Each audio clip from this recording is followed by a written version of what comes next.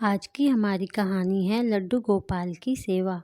यह लड्डू गोपाल की कहानी और उनकी एक ऐसे भक्त की है जो निस्वार्थ भाव से अपने प्रभु की सेवा में लीन रहती है। अनजाने में ही सही, लेकिन वो कुछ ऐसा कर जाती है जो सिर्फ एक सच्चे भक्त ही कर सकता है। और फिर श्री कृष्णा के बाल स्वरूप लड्डू गोपाल की अपार कृपा उस पर बरसती है। तो चलिए अब इस कहानी का आरंभ करते हैं। एक समय की बात है, एक गांव में दो वृद्ध स्त्रियां रहती थीं। दोनों का इस जगत में कोई नहीं था। वे दोनों ही एक दूसरे का सहारा बनकर बड़े प्रेम भाव से रहती थीं। हालांकि धर्म से दोनों अलग थी, लेकिन विचार से एक थी। उनमें से एक महिला हिंदू धर्म की थी और दूसरी जैन धर्म की थी। दोनों अपने अपने धर्म के हिसाब से प्रभु की आराधना किया करती थी। उनमें से हिंदू धर्म की महिला थी।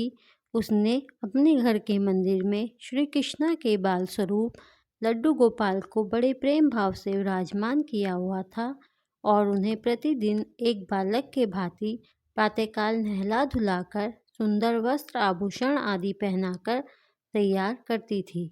वह उन्हें एक बालक के समान ही मानती थी, इसीलिए कहीं भी बाहर जाती उनके लिए फल, खिलौने आदि चीजें लेकर आती थी और प्रेम पूर्वक उनको भोग लगाती थी। इसी तरह वे दोनों महिलाएं एक दूसरे के परस्पर सहयोग से अपना सुखमय जीवन व्यतीत कर रही थीं।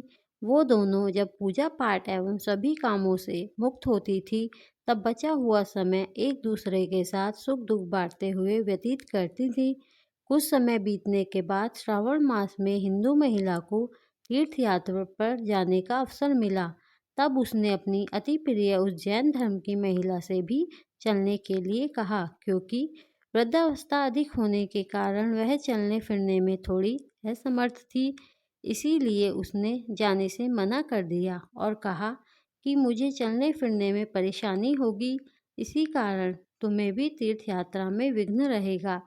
तब वो हिंदू महिला उदास मन से तीर्थ यात्रा पर अकेले ही जाने के लिए तैयार हो गई और जाते वक्त उसने उस जैन महिला से कहा, सखी, मैं एक माह के लिए तीर्थ यात्रा पर जा रही हूँ। मेरे आराध्य श्री कृष्णा बाल स्वरूप लड्डू गोपाल का ध्यान रखना। उन्हें बिल्कुल एक बालक की तरह स्नेह देना। प्रतिदिन स्नान आदि कराकर सुंदर वस्त्र आभूषण पहनाकर भोग लगाना।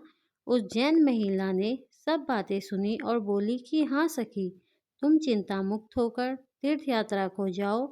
मैं तुम्हारे लड्डू गोपाल का भली भांति ध्यान रखूंगी। इतनी सब बातें बताकर वह महिला तीर्थ यात्रा को निकल गई और जैन महिला ने सारा कार्यभार अपने सानिध्य में लिया और बड़े उत्साह और उमंग के साथ सुबह उठकर खुद नित्य कर्म से निवृत्त होकर लड्डू गोपाल के स्नान की तैयारी में लग गई। उसके बाद जब वो उन्हें लड्डू गोपाल को नहलाने लगी तो वह उस महिला की नज़र लड्डू गोपाल के पाँव की तरफ पड़ी तो वह दंग रह गई, क्योंकि उनके पैर मुड़े हुए थे। उसे लगा कि उसकी वजह से उनके पाँव टेढ़े हो गए हैं। इसका मुख्य कारण ये था कि उस महिला ने जब भी उन्हें लड्डू गोपाल को देखा था, वस्त्रों एवं आभूषणों से सुसज्जित देखा था। वो इस बात से अनभिज्ञ थी कि लड्डू गोपाल घुटनों के बल पर बैठे हुए थे। उनका बाल स्वरूप ऐसा ही है। वह बहुत परेशान हो गई और सोचने लगी कि मैं अपनी सखी से क्या कहूँगी। उसने इतने विश्वास के साथ मुझे ये जिम्मेदारी दी थी और मैंने लड्डू गोपाल की देखभाल सही से नहीं की। ये सब सोचकर वह चिंतन में बैठी ही थी कि उसे याद आया कि उसकी सखी ने कहा था कि लड्डू गोपाल सिर्फ एक प्रतिमा नहीं, बल्कि जीवित होते हैं।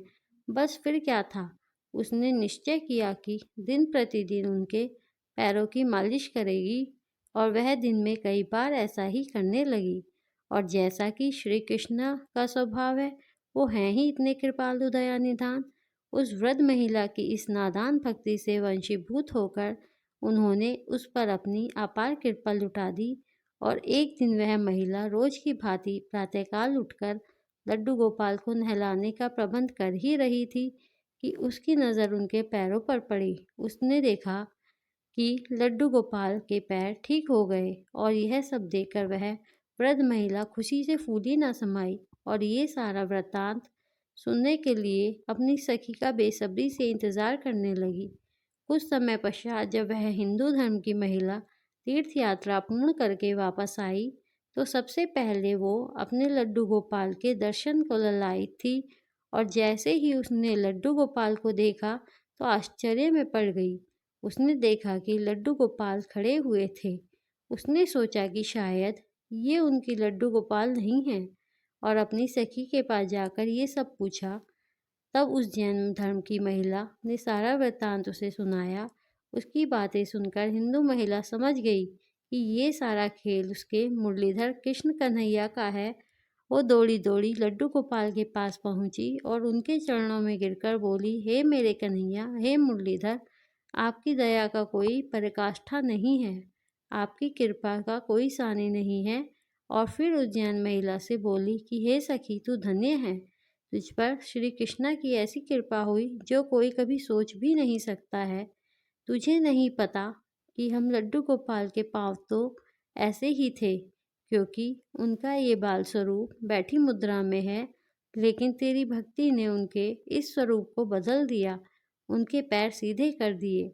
बोलो वृंदावन बिहारी लाल की जय, राधा रानी सरकार की जय। आशा करती हूँ आप सभी को ये कहानी पसंद आई हो, तो प्लीज़ चैनल को लाइक और सब्सक्राइब कीजिए। धन्यवाद।